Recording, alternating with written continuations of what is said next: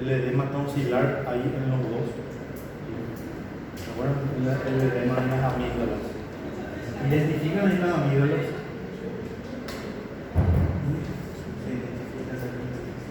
¿Sí? ¿No? Hablen. Aún a veces ni siquiera se nota en algunos pacientes.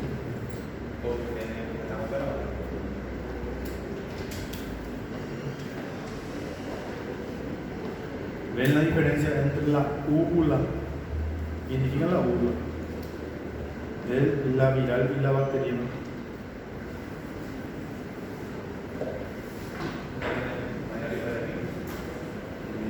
Los dos están hiperémicos.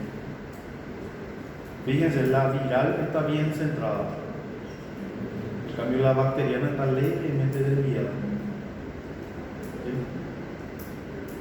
No sé si se nota ahí. Más o menos está más hacia acá la bacteriana. Puede estar totalmente desviada. Esa es una bacteriana que no es todavía tan severa. Clínicamente, la bacteriana, en la bacteriana vamos a encontrar sí o sí adenopatías, que son los ganglios inflamados a nivel submaxilar y retroauricular, preauricular. Vamos a tener sí o sí adenopatías. ¿Sí? Los exudados, que yo les dije, sí o sí se ve en la bacteria. Los exudados son esas secreciones blanquecinas que parecen pus. ¿Sí?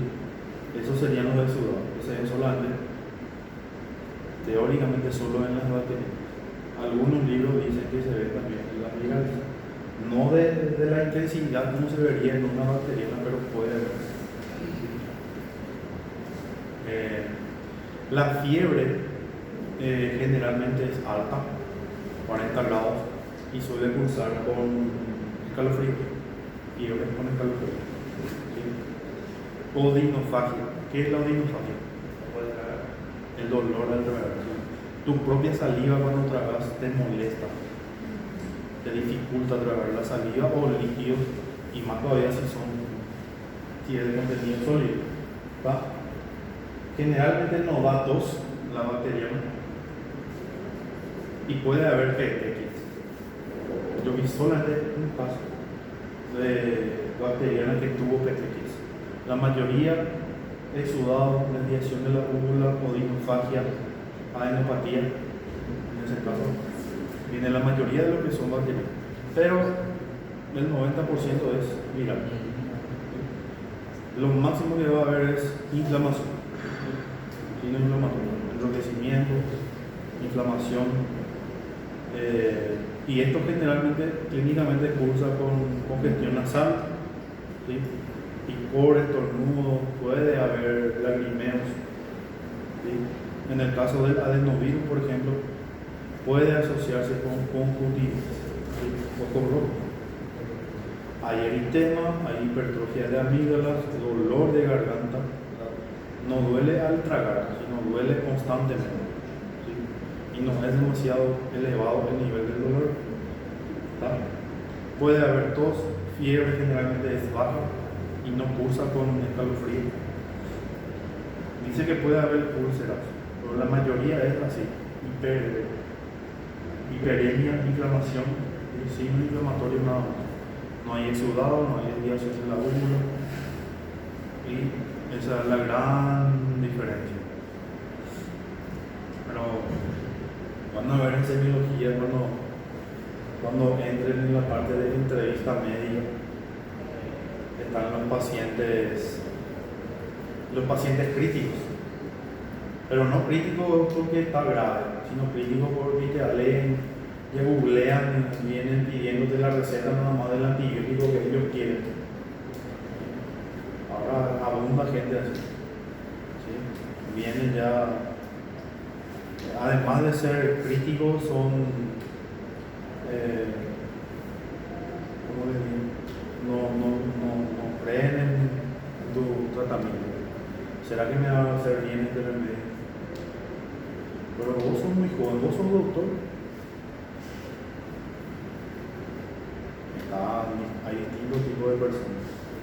Entonces eso nada más quería mostrarle. ¿Por qué? Porque va con nuestro tema que es la adenovirus. Y la gente confunde mucho, mucho, mucho. Y hay mucha automedicación. Incluso estoy hablando por mi compañero, pero algunos licenciados indican, especialmente en unidades de salud familiar, donde no hay médicos. ¿Sí? Algunos diferencian, pero muchos no. Y muchos ellos mismos indican antibióticos. Y después la gente ya le dice a sus familiares cuando tienen un dolor de garganta, tomarle este antibiótico. Y ahí ya empieza lo que es. Y eso es un problema que viene arrastrándose hace años. ¿Está? Entonces, ok, diferencia, ok. Bueno, vamos a continuar con un poco de historia.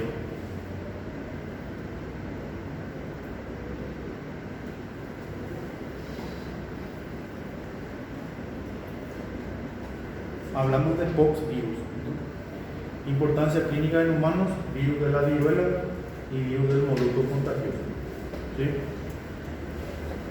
Lo que mencionaba el compañero, en el siglo XVIII en Inglaterra la viruela causaba entre 7 y 12% del total de muertes. ¿Sí? Y de ese porcentaje, un tercio eran niños. Sin embargo, el desarrollo de la primera vacuna atenuada en el año 1796 y la posterior distribución mundial de esta vacuna condujeron a la erradicación de la viruela en el año 80. En consecuencia, en 1996 se destruyeron las reservas de referencia de los virus de las viruelas en los laboratorios de la OMS, ¿sí? Tras haberse alcanzado un acuerdo internacional. Pero, por desgracia, tal medida no comportó la desaparición del virus de viruela. Todavía existen reservas de virus en Estados Unidos y Rusia. ¿Sí? Mientras el mundo se dedicaba a erradicar de manera eficiente el virus de la viruela, la antigua Unión Soviética acumulaba grandes cantidades de virus de la viruela para utilizarlas en la guerra biológica. Los Centros de Control de Prevención de Enfermedades estadounidenses consideran el virus de la viruela un agente de categoría A, junto con el carbunco, la peste, el botulismo, la tularemia y las fiebres hemorrágicas de etiología vírica, entre ellos el dengue. Como consecuencia de su enorme potencial como posibles armas bioterroristas. Creo que fue después del tema del ataque terrorista a la Torre Gemela que hubo un ataque o un cuasi ataque con el tema del carbunco, con armas biológicas que llegaron cartas que se creían vacías, pero tenían miles de cepas de la enfermedad del carbunco. Entonces la posible adquisición y la utilización de esta reserva del virus de la viruela por grupos terroristas ha renovado el interés por el desarrollo de nuevos programas de vacunación y fármacos contra este virus. Este es un virus que tiene membrana, tiene envoltura, no es una cápside de no es demasiado resistente, pero por el tema de que se guardó y probablemente se utilizó alguna vez de esos laboratorios, entonces volvieron a reaparecer. ¿Sí? La estructura son virus de mayor tamaño y casi son visibles al microscopio. Acuérdense, la mayoría son solamente visibles en el microscopio electrónico, se miden en nanómetros. Esta también, pero miden 230 por 300 nanómetros. Presenta una forma ovoide o de ladrillo y una morfología completa. Tiene una envoltura, un cuerpo lateral, tiene membrana, el núcleo tiene ADN como material genético y el núcleo tiene una especie de membrana nuclear. Puede sintetizar muchas proteínas, ¿sí? Ya sea para síntesis de ARN mensajero o para su estructura misma, que es bastante compleja, ¿sí? Como dijimos, formado por ADN lineal y la estructura de la vaccinia, que vamos a ver que se considera representativa de los poxvirus. Bueno, tras ser inhalado el virus se multiplica en las vías respiratorias superiores y la diseminación se produce vía linfática y mediante viremia asociada a las células. Los tejidos internos y dérmicos se infectan posteriormente a una segunda viremia de mayor intensidad, lo que provoca la erupción simultánea de pústulas, que son característicos de esta enfermedad. Y el de molusco contagioso, por ejemplo, que son otros virus, se adquieren por contacto directo con las lesiones y no se difunden extensamente, más bien afectan la parte, muchos afectan la parte genital, similar a una verruga, son las lesiones que se ven en el cuadro de molusco contagioso. Y como dijimos, la inmunidad es esencial para resolver el problema de los virus. Sin embargo, hasta el 30% del genoma de los virus está dedicado a funciones que ayudan al virus a eludir el control inmunitario, como proteínas encargadas de iniciar el interferón. ¿Qué era el interferón?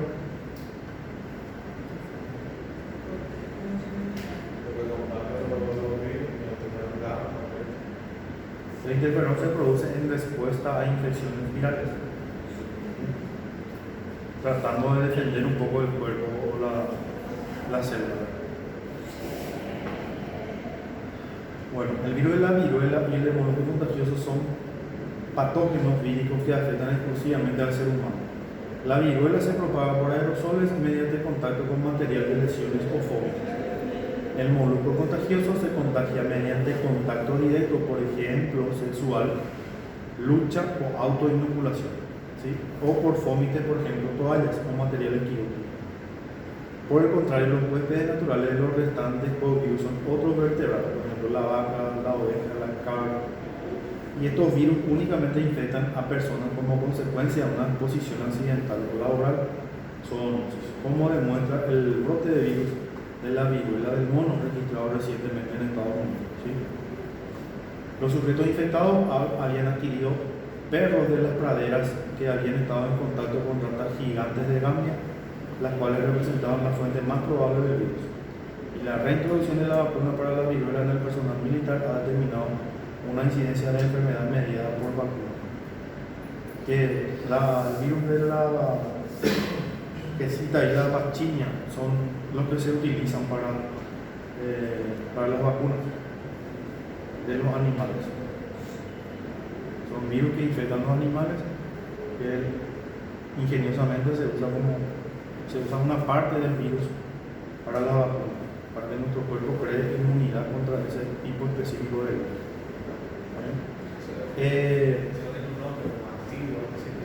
¿Cómo? En los medicamentos es activo, pero también en las vacunas tienen una parte que es virus activo y sería. No especifica en el libro por lo menos qué tipo es. ¿Sí? Generalmente son virus, pero atenuados. ¿Sí? Atenuados. Generalmente este tipo de vacunas. Van a ver después los virus pueden ser inactivados o pueden estar vivos pero atenuados, modificados genéticamente también. La recombinación genética. El libro 1 habla de eso. No sé si se acuerdan.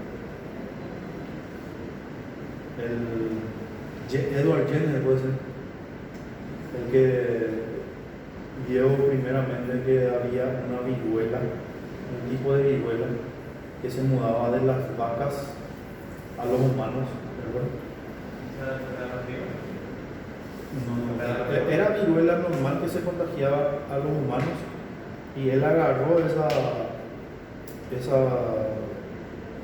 ese tipo de esa lesión, sacó un poco de líquido ahí de la lesión, inyectó a otra vaca, creo que era, y ya no se contagiaba. Edward Jenner fue el que no digo que descubrió, pero el que más impacto tuvo a nivel mundial sobre la inmunidad. Vamos a ver, hay una diapositiva que yo di en micro 1 que habla de eso, ¿sí? No me acuerdo bien si ese es el nombre, pero creo que sí. No es tan famoso como Hitler, por ejemplo, pero hasta ahora está salvando vidas. Ok. Las enfermedades, la viruela. Las dos variantes eran la viruela mayor, que tenía una tasa de mortalidad del 15 al 40%, y la viruela menor tenía una tasa de mortalidad de 1%. Normalmente se iniciaba con una infección de vías respiratorias que ulteriormente afectaba a los ganglios linfáticos locales, que a su vez daba lugar a una viremia, ¿sí? Los síntomas, hay un cuadro que tengo que mostrarles después. Se observa ahí un exantema característico. El periodo de incubación comprendía 5 a 17 días. La enfermedad debutaba con fiebre elevada, fatiga, cefalea intensa, lumbalgia y malestar, ¿sí? Los síntomas que seguían después de la aparición del exantema en la cavidad bucal, poco después por el resto del organismo, hasta afectar prácticamente todo el cuerpo. A continuación, el enfermo presentaba vómito, diarrea, una hemorragia, me imagino que es intestinal, y la rotura simultánea del exantema vesicular, diferencia de la viruela de las vesículas habituales de varicela zoster. ¿Se acuerdan del virus de varicela zoster? Que se veían lesiones, en algunas partes se veían máculas, en algunas partes pápulas, en algunas partes vesículas, en algunas partes costras. En la viruela se ve solamente un tipo de lesión dependiendo de la evolución de la enfermedad, ¿sí? No era, ese era el diagnóstico diferencial del virus de varicela zoster y la viruela, porque son lesiones vesiculadas que tienen contenido líquido y después forman costras. Pero la diferencia, la gran diferencia es que en el varicela zoster se veía, no importaba qué día de enfermedad tenían todo tipo de lesiones, ¿sí? En este lado. Está la viruela vacuna o viruela del mono, que es la infección del ser humano por el virus ORF, que es un virus de la oveja y la cabra, o de la viruela vacuna, suele constituir un riesgo laboral en este caso, que puede darse por contacto directo o con lesiones del animal, ¿sí? Habitualmente se forma solamente una lesión nodular en el punto mismo del contacto. Puede ser dedo de la mano, en el brazo, el cual presenta características hemorrágicas, especialmente la viruela vacuna, o granulomatosas, que son la oveja y la cabra. Y frecuentemente se desarrollan lesiones vesiculares que desaparecen después de un plazo comprendido entre 25 y 35 días. No deja cicatriz, ¿sí? Y se puede confundir con el carbúnculo. El virus puede cultivarse u observarse directamente con microscopio electrónico, aunque habitualmente se diagnostica basándose en la sintomatología y en la amnesia del paciente. Van a ver que en la práctica clínica, cuando algo es, y en semiología primeramente van a ver lo que es signo patognomónico. Patognomónico, signo patognomónico te orienta hacia una enfermedad, ¿sí? No tenés otro diagnóstico diferencial. En semiología, por ejemplo, hablamos del signo de Muset, ¿sí? En la insuficiencia tricúpida, el baile arterial, el signo del cabeceo. Cuando hay una insuficiencia tricúpida, entonces la válvula no cumple su función, ¿sí? ¿Cuál es la función de la válvula? Permitir que pase sangre y evitar que vuelva. Entonces ahí hay un círculo vicioso de que va y viene y las arterias terminan teniendo más pulso, incluso que el pulso radial o el femoral, se ve a simple vista. Es el signo de Muset. Signo patognomónico tiene que diferenciar nada, ahora sí me lo digo. ¿Está? Y este es el molusco contagioso, que es un tipo de poxvirus también, ¿sí? Enfermedad frecuente que afecta a 3 a 20% de la población. Son lesiones asociadas por el virus de molusco contagioso que difieren significativamente de las de la viruela, debido a su morfología nodular o verrugosa. El aspecto inicial es semejante a de una pápula y posteriormente adquiere en forma de nódulos umbilicados semejante a una perla en un diámetro comprendido entre 2 y 10 milímetros, ¿sí? Presentan un tapón caseoso central que puede extraerse fácilmente, se puede exprimir fácilmente. Acuérdense que tiene que estar, va a estar lleno de copias de virus de ese líquido. ¿Sí? Son más frecuentes en el tronco, en los genitales y zonas proximales de la extremidad. Habitualmente aparecen en un grupo de 5 a 20 nódulos. El periodo de incubación es de 2 a 8 semanas, mucho más largo que la viruela. La enfermedad es más frecuente en niños que en adultos. ¿Sí? También en adultos se considera una enfermedad de transmisión sexual. Pero porque si el niño tiene, no significa que ya haya tenido relación. También se puede transmitir el contacto directo. Su incidencia tiene que incrementarse en individuos sexualmente activos y pacientes inmunodeprimidos. Este es un ejemplo del libro, ¿sí? Sería una región íntima de un paciente, ¿verdad?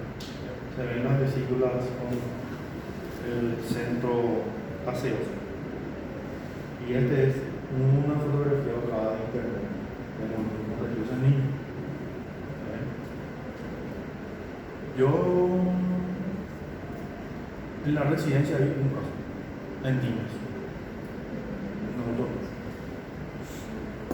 Entonces, poxvirus son virus de gran tamaño, con membranas cubiertas, morfología compleja, tiene material genético ADN. La inmunidad mediada por células es fundamental para el control. Puede dar inmunodeprimidos.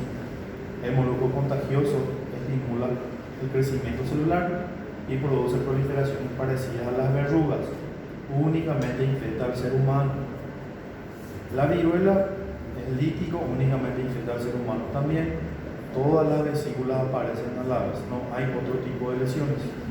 Agente empleado en terrorismo biológico. Si se empleó o no se empleó, yo no sé. Pero de que se radicó, llegó a radicarse y volvió. Sacaron del laboratorio de Estados Unidos o de Rusia, imposible saber, pero sí. Se transmite a través de aerosoles o contacto directo y el resto solo por contacto. ¿Cómo se diagnostica? ¿La clínica o PCR? El tratamiento, el virus de la vaccinia, que es uno que afecta a animales, se fabricó, se utilizó para vacunación contra la viruela. Y cuarentena. Parece COVID. ¿Alguien se fue a cuarentena por COVID? ¿Te fuiste? Yo me fui un mes por ahí y nunca tuve. Gracias a Dios. Bueno, antes venía mal. Bueno, esperen un poco si tenemos tiempo para caso clínico. Vamos a hacer caso clínico. ¿Quién escribe? Pizarro. Vamos a ver un caso clínico sobre este tema. ¿Está bien?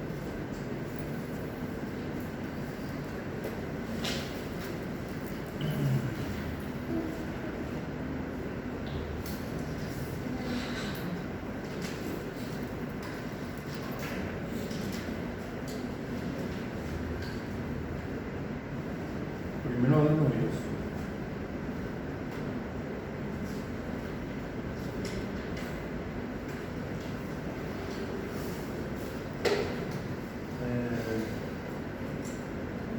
¿Puedes escribirlo?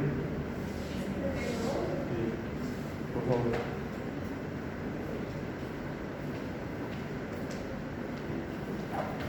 Este es el caso de un soldado de 19 años.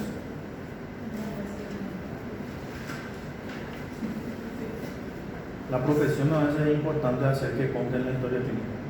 O sea, no es a veces, todas las veces. ¿Sí? Acuérdense los datos de filiación en la historia clínica. De dónde vino, si viajó. Soldado de 19 años, masculino. Viene por fiebre elevada.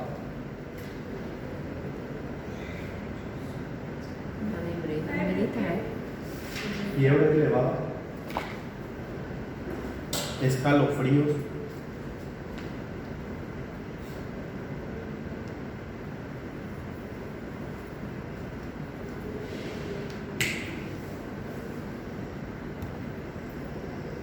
tos, rinorrea, rinorrea, rinorrea, hinogeia, así es portugués, hinogeia, hinogeia, en portugués, así es. Dolor de garganta,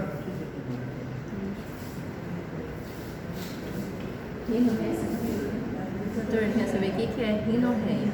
O que Rinorreia? é? secreção nasal, Secreção nasal. odeio nasal.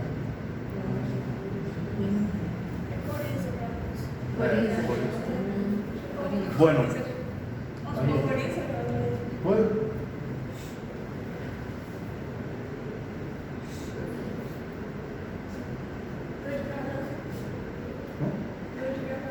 dolor de garganta. Y dice que en su cuartel hay otro compañero con síntomas similares.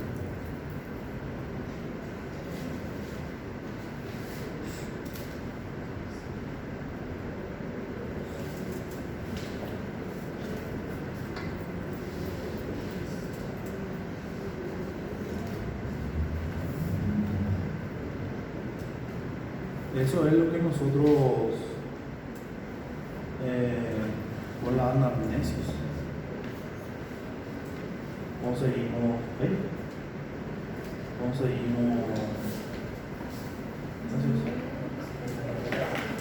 conseguimos juntar como datos. ¿Qué procede después? Le hablamos con el paciente, nos cuenta su historia. La fiebre empezó hace 48 horas, después que más tenía. Tos empezó hace pocas horas, 2-3 horas más. La tos es seca. ¿Sí? Coriza sí empezó un día antes. Y el dolor de garganta empezó también hace 48 horas. Eso con respecto a la anamnesis. ¿Qué sigue después de la anamnesis? ¿Qué hay que hacerle? ¿Qué hay que hacerle? No, el examen físico. ¿Sí? Va a ser una consulta rápida, entonces no vamos a poder examinarle en el sentido cefalocaudal como manda el libro. ¿Dónde es el problema? ¿Dónde le queda? ¿Dónde le duele? La garganta. Entonces, vamos a examinarle un poco la garganta a este soldado de 19 años. Imaginamos que tenemos una linterna súper potente y vamos a ver ahora que realmente no funciona. ¿Qué pasó? Justo ahora que vamos a dar caso clínico no funciona. Foi, tá funcionando?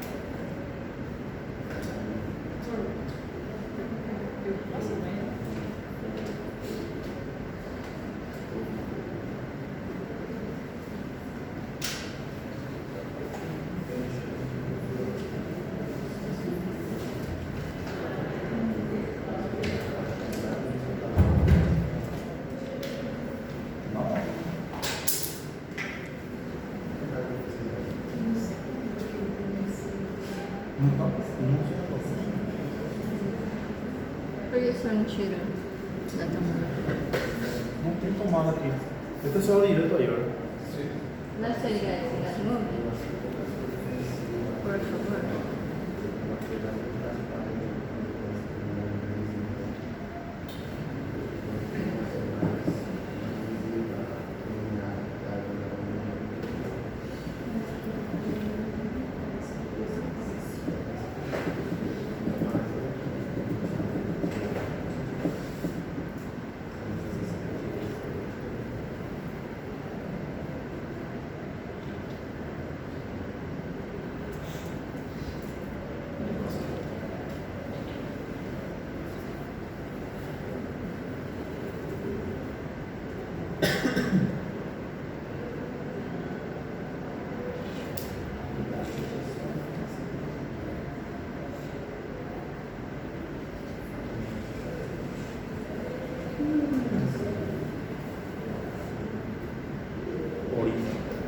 Ahorita también en español existe, ¿verdad?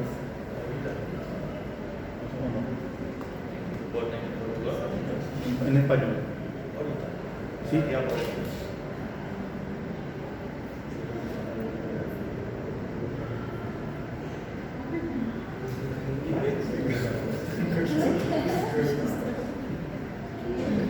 Vamos a equipar, vamos a ir por ahí. Mira. No hay problema con eso.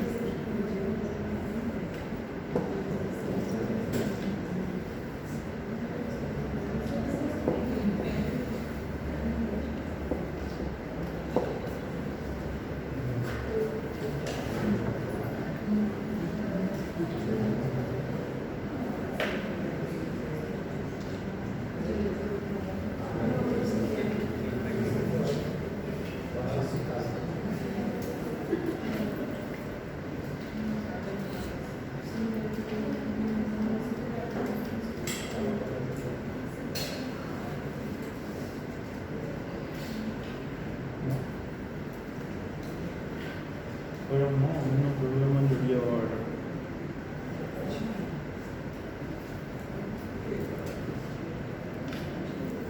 ¿Alguien ve?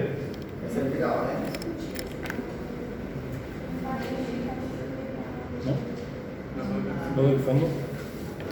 ¿Paso? Tenemos. Miren bien y después díganme qué cara que vamos para ver.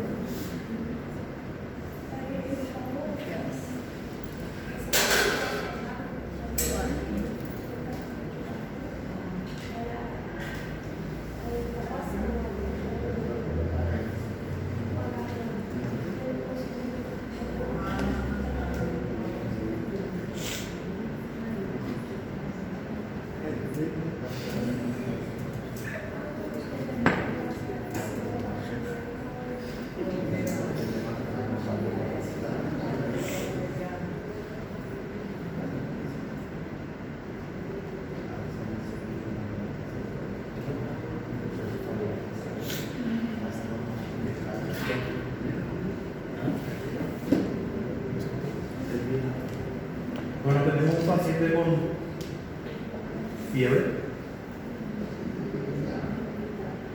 ¿Qué más? Tos. Coriza. Dolor de garganta. Y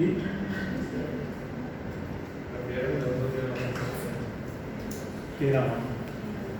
Con esa le examinamos nosotros y vemos esa faringe. Mirar.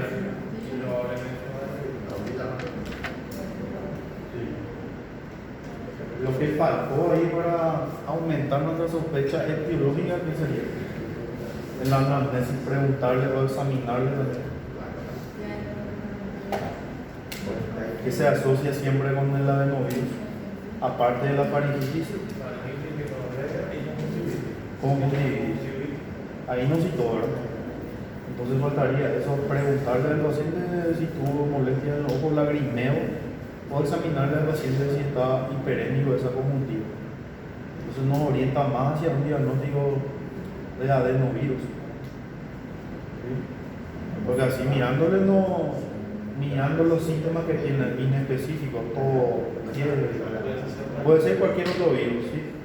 Pero en cambio si se suma una conjuntivitis, aumenta la probabilidad de que sea una adenovirus. Cualquier otro virus, ¿sí? Y acá, por ejemplo, este es el cuadro, el caso clínico del libro de Murray. Esa imagen no es de Murray, pero es una faringitis similar. Por ejemplo, ¿qué anotaron ustedes la diferencia? Tos. ¿Hay en una viral o no? Sí. Hay. ¿Y dolor de garganta? ¿Sí? Continuo. Entonces, y más la imagen no vamos a irnos hacia una etiología bacteriana, ¿sí? Siempre viral.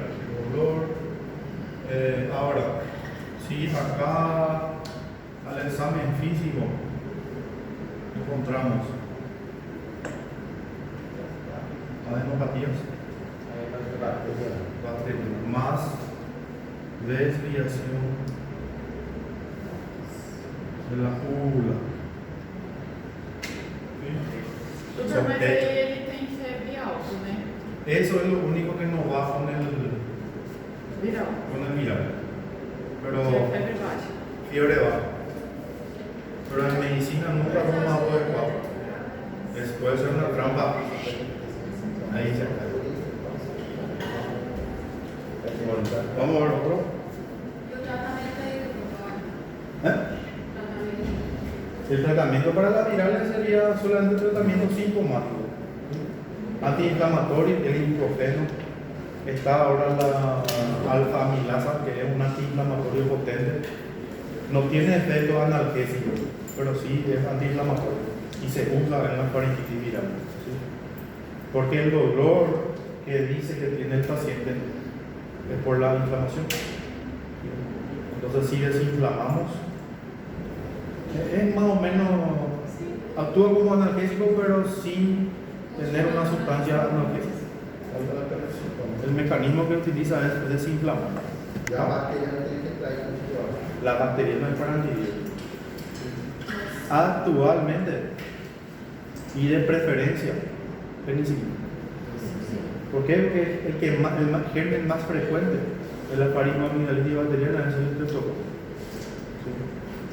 Generalmente la mayoría de las cepas de estreptococo son sensibles a la penicilina. ¿No?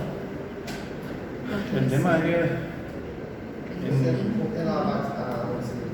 ¿cómo? ¿Por qué no amoxicilina? Amoxicilina es una opción también. Preferencia. ¿Cómo? La primera preferencia es primero es penicilina. También es de primera línea la amoxicilina. Depende. Si el paciente es pediátrico, si no usó previamente antibióticos, probablemente la amoxicilina sola ya sea suficiente. Pero paciente adulto, que probablemente ya utilizó y le pasó amoxicilina alguna vez para otra infección, o incluso le pudieron haber medicado mal, ya es amoxicilina globulina. En el sistema de salud paraguayo contamos amoxicilina sulfata. El amoxicilina no es globulánico. No hay en el público. La penicilinasa es una enzima que La beta-lactamasa. La amoxicilina es un derivado de la penicilina. ¿Sí? Y ellos, cuando hay resistencia bacteriana contra el grupo de las penicilinas, incluyendo ya la amoxicilina, ¿es por qué? Porque la bacteria tiene ellos son del grupo de beta-lactámicos, tienen el grupo, su estructura química tiene el beta-lactámico. Entonces las bacterias producen una sustancia en la pared, en la membrana celular, que inhiben esos grupos beta-lactámicos, que son las beta-lactamasas. Acuérdense de enzima por bioquímica que todas las asas de la beta-lactamasa es degradada. lo usan en ese grupo del grupo del ácido clavulánico, El ácido clavulánico y el sulbactam, ellos tienen sustancias que inhiben esas beta-lactamasas. Y es lo mismo, inhibe esa lactamasa, entonces la amoxicilina actúa normalmente. ¿Sí? Esa es la diferencia. Por eso, pacientes que ya utilizaron alguna vez amoxicilina, probablemente tengamos que darle amoxicilina clavulánico o amoxicilina sulbactam. ¿No? ¿Tenemos tiempo? Sí, tenemos tiempo. ¿Otro caso?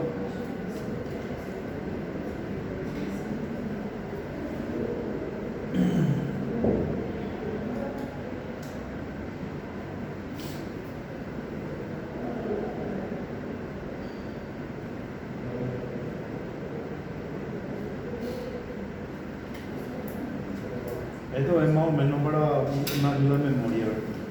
Tenemos un paciente que tiene fiebre, faringe eritematosa, y tenemos conjuntivitis. ¿Sí? Un estudiante de 7 años que desarrolla repentinamente enrojecimiento ocular y dolor de garganta. También aparece fiebre de 38.9 grados. y varios niños de la escuela también presentan misma sintomatología. Nos orientan, ahí sí, más hacia adenovirus, ¿sí? La fiebre, o sea, la infección, la faringitis y la conjuntivitis. ¿Sí? Otro, un lactante presenta diarrea y vómito. Se detecta el serotipo adenovírico 4 por medio de un análisis por PCR. En la práctica yo le digo muy poco. Generalmente nos basamos en la clínica. Prácticamente toda la mitad del Paraguay es el Chaco paraguayo. Ahí hay como solo 3 hospitales regionales. Acuérdense del tercer nivel que tienen laboratorio. Pero su laboratorio es pobre. No tiene PCR, ¿verdad? Aún a veces no hay ni NS1 para ver. No hay IgM, IgG. Lo que más hay es hemograma para ver análisis de rutina, ¿sí? La glicemia. Entonces vos tenés que profundizar en lo que es la parte clínica, los síntomas, los signos. Y cerrar tu ojo y meter tratamiento. Rezar si sos católico o pedirle a cualquiera que te ilumine. Professor, E aí, assim? quando o paciente com aquela tosse de cachorro, Que luche, dos, perdona, laríngeo, es una laringitis. Nunca se van a olvidar el paciente de laringitis. mas é por causa desse tipo de infecção. Puede afectar también, afecta más bien faringe que laringe. ¿Sí? Acuérdense, faringe es la encrucijada aerodigestiva todavía. Por la faringe pasa el bolo alimenticio y pasa el aire. ¿Sí? En cambio, la laringe es una estructura del árbol respiratorio. ¿Sí? Está compuesto por los cartílagos, cricoides, tiroides, epiglotis. ¿Sí? La epiglotis es aquel que cierra. Van a ver ustedes después cuando ven la parte de la incubación y abran bien la vía aérea para ver. La epiglotis está más o menos así. Este sería el esófago por atrás y por adelante lo que sería la tráquea, ¿sí? Y la faringe está más arriba, por ahí pasa los alimentos y el aire, ¿sí? El aire, como no tiene un peso, pasa directamente por la laringe, pasa a la tráquea. Cuando viene ya sea saliva o bolo alimenticio, tiene un peso y hace que la epiglotis cierre la vía respiratoria, entonces se va al esófago. Es muy importante esa área y es muy delicada. Ayer vimos en la clase que hay virus papiloma humano que afectan las cuerdas vocales. Algunos, en caso de que sean pediátricos, dijimos que puede incluso provocar la muerte porque no pasa aire, cierra la vía respiratoria. Y en caso de adultos, por ejemplo, requiere una intervención quirúrgica, ¿no? Pero nadie, yo nunca vi acá, no sé si en Pedro Juan, pero en Concepción nunca hay nadie que opere y toque los fuera vocales, a no ser que sea caso de vida o muerte. ¿Sí? Muy delicado, casi que pierde la voz. No te va a decir que no fuiste negligente o que hiciste por salvarle la vida. Realmente es una denuncia, una demanda de aquellos, aunque no hayan tenido la culpa. Si le vas a sacarle un tumor que puede volverse maligno después con el tiempo, le está salvando la vida, pero está afectando su calidad de vida, porque el paciente va a perder la voz.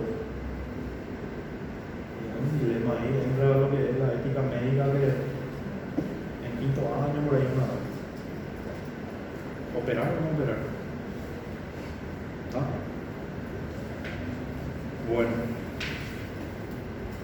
Ya basta por hoy, ¿verdad?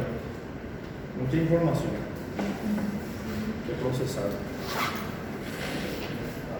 ¿Alguna pregunta, duda?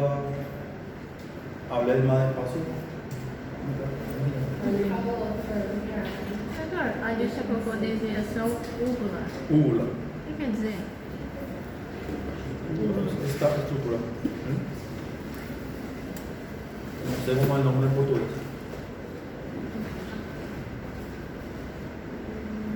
En la bacteriana hay agrandamiento y se desvía. ¿Sí? Por la presencia del bus, probablemente acá si se llena el bus, se va a desviar hacia acá.